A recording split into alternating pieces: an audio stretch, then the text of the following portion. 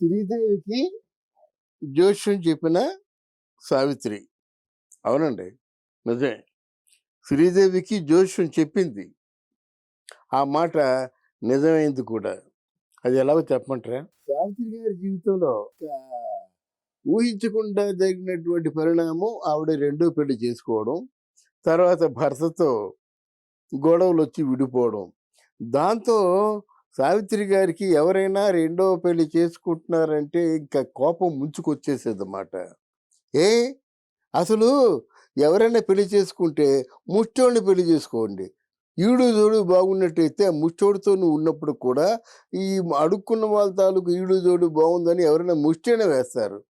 అంతేగాని రెండో పిల్లవాడిని మాత్రం పెళ్లి చేసుకోవద్దని ఆవిడ తరచూ అంటున్న మాట అది. ఇప్పుడు రెండో పిల్లవాడు ముసలివాడిని చేసుకునే బదులు మంచి వయసులో ఉన్నవాడు, పెళ్లి కానివాడు, నిన్ను మాత్రమే ప్రేమించేవాడు, వాడిని చేసుకున్నట్టయితే చూసేవాళ్ళు మీరే పని చేయకపోయినా సరే ఈడు జోడు బాగుంది పాపం వాళ్ళ టైం బాగాలేక అడుక్కుంటున్నారు అని ముచ్చటపడి ఏదో 4 ముద్దలు పడేస్తారు అని తరచూ అంటుండేది మాట. మన సావిత్రి గారికి శ్రీదేవి గారి మదరు రాజేశ్వరికి మంచి పరిచయాలు ఉన్నాయి. మంచి పరిచయాలు ఉన్నప్పుడు అప్పుడప్పుడు శ్రీదేవి అంటే మంచి ఇష్టం, చూడడానికి వచ్చేది. ముఖ్యంగా రాజేశ్వరితో ఉన్న పరిచయాల వల్ల చూడడానికి వచ్చి మాట్లాడి వెళ్తుండేది. ఒకరోజు చూచాయిగా అప్పటికి జెమిని గణేషన్తో లేదు ఈవిడ, వచ్చేసింది, బయటకు వచ్చేసింది. శ్రీదేవి రెండో వాడిని పెళ్లి చేసుకుందామన్న ఆలోచనతో ఉంది. శ్రీదేవి జీవితంలో ఎందరో వచ్చారు. కమల్ హాసన్ వచ్చాడు, రజనీకాంత్ వచ్చాడు, నెక్స్ట్ మిథున్ చక్రవర్తి వస్తున్నాడు, రాబోతున్నాడు. తర్వాత లైన్లో ఉన్నాడు బోనీ కపూర్. ఇక్కడ వాపోయింది ఎవరు? రాజేశ్వరి.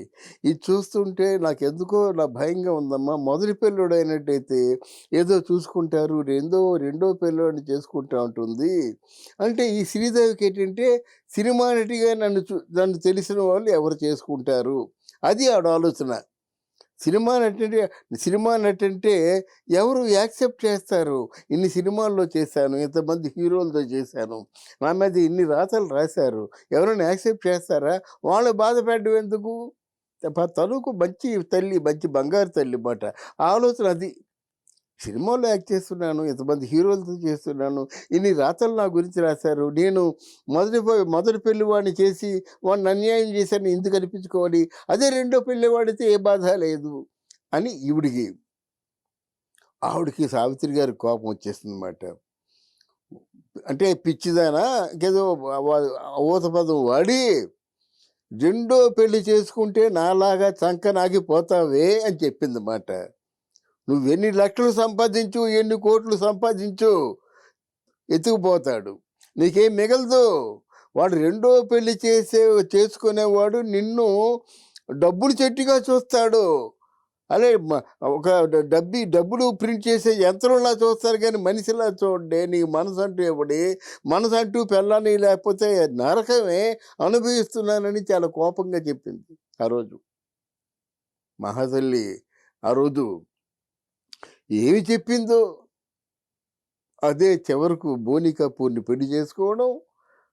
ఆయనేమో సొంత పిల్లాన్ని అర్జున్ కపూర్ని వీళ్ళందరినీ కూడా ఎంకరేజ్ చేయడం, సినిమాలు ఇమీడియట్ ఫైనాన్షియల్గా ఉండడం, నష్టపోవడం. చివరికి ఏంటంటే ఒక 200 కోట్ల ఇన్సూరెన్స్ కోసం శ్రీదేవి చచ్చిపోవడం కూడా జరిగిందన్నమాట.